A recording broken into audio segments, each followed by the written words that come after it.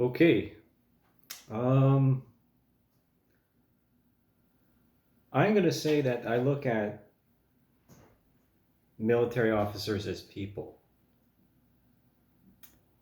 and we can all be led astray. We want the best for each other, but that doesn't always happen. And this has never been a more complicated time in as far as I can tell throughout human history, with the amount of technology and the smoke and mirrors. And I'm going to highlight the terrorist attack on a theater in Russia right now, because there's people out there that will bide their time and they'll wait until it's perfect for them to strike back. Now, I'm not saying I'm a terrorist. Definitely not a terrorist. Um, I've only sought to see the best in other people, and I was punished for that.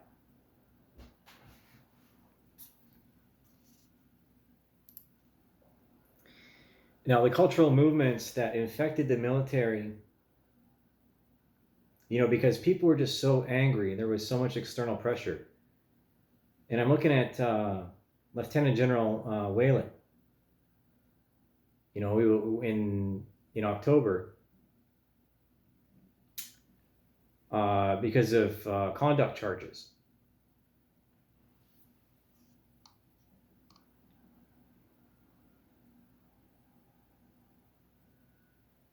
And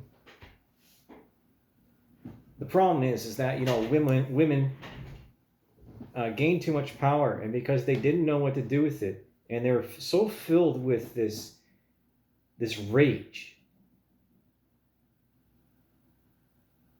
Any alpha male, any sigma male, any man within a position that had worked their entire lives to be where they are, and they were the fat targets. They were the prime targets. And I don't know any of you very well, and I look at General Wayne Eyre, and I see the toll that it's taken on him.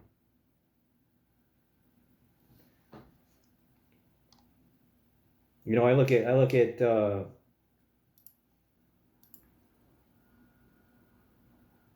let's see. I look at Kenny, and I see the toll it's taken on him. Kenny, from his pictures, is as a comedian. It's actually hilariously intimidating, that photo, your photos.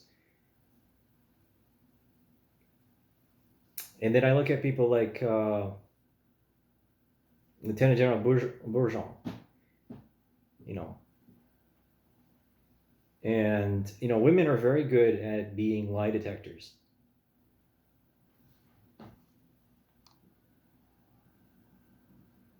So you can probably see right through me.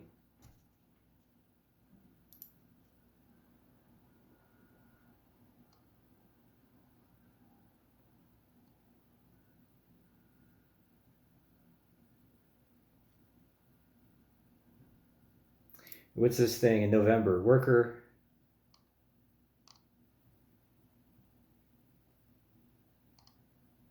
A civilian worker is sexually assaulted at a Canadian facility in Latvia is calling out the top general for labeling the attack an alleged incident. The office of the Lieutenant General calls what happened to Kristen Adams an alleged incident and refers to the former Canadian Forces Morale and Welfare Service staff member as an alleged victim. What happened to believing all victims? Why are we covering up and continuing to protect people that don't stand for the DEP and don't represent it? These are not people I want to serve with. People that abuse power deserve to have the book thrown at them.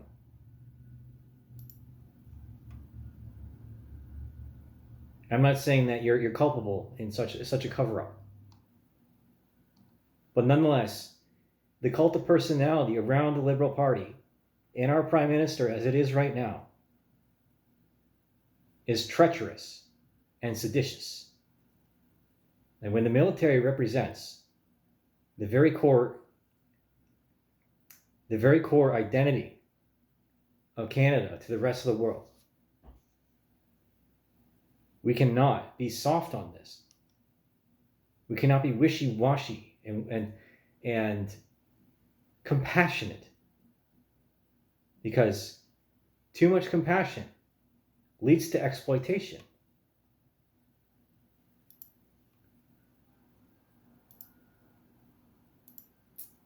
It doesn't take very much to piece things together. It really doesn't.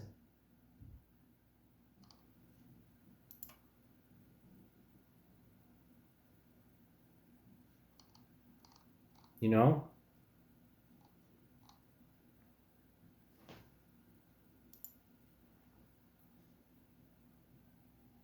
That's hilarious. The coincidence. I'm looking at a photo here from CP24. It's a leopard gecko. And of course, the article is military drop sexual misconduct charge against Lieutenant General Whalen.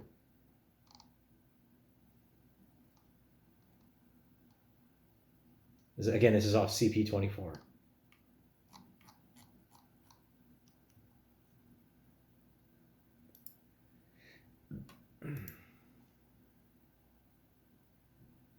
We have to stop chasing this idealism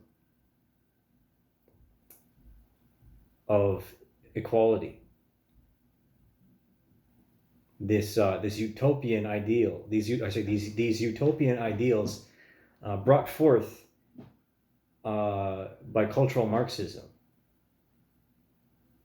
Canada is not communist. It is a constitutional monarchy by definition. And then, therein, a democracy. I look at the Governor General, and she doesn't look very happy. She looks like she's in a prison. And that she doesn't want to be there, because she feels ashamed for what has happened under her command. How many people have we destroyed? How many men's lives have been ruined? And for what? So that we can have foreign actors destroy our society and our country for their benefit? Why?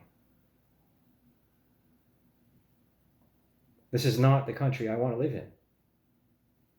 These are not the people that I want to serve with.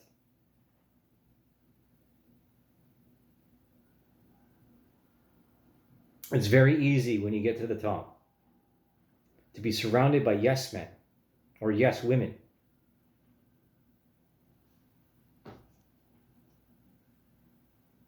We can change the world. But you know what? Too much change is a bad thing.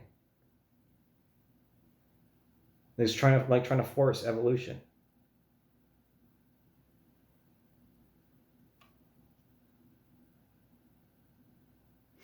The education system and the people within academia are responsible and culpable for genocide. Again, we've never faced a period in time in history where there was so much infiltration and so many agent provocateurs that use their charisma and their social ties to destroy everything that my parents, my grandparents, their parents generations back, fought and died for.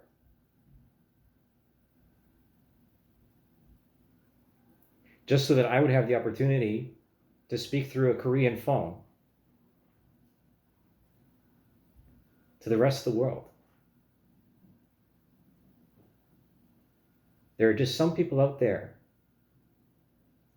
in their cultures that are not compatible and are not deserving of democracy. They are not smart enough. They are not empathetic enough. And their egos are larger than their heads.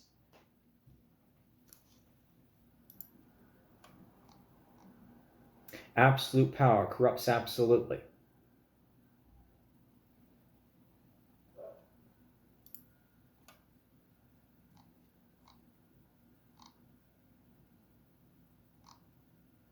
What have we done? You know, I would have been in Petawawa right now working on helicopters, or in Trenton working on King Airs or C-130s, or I'd be in Montreal, bringing into service the new tankers, the 330s, the Huskies. But no one wants to help you when they think you're crazy.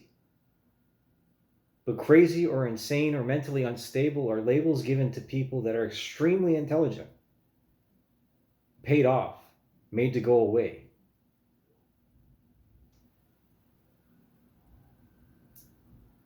We hold grudges and we hate our own families because of whatever has happened in the past and growing up together,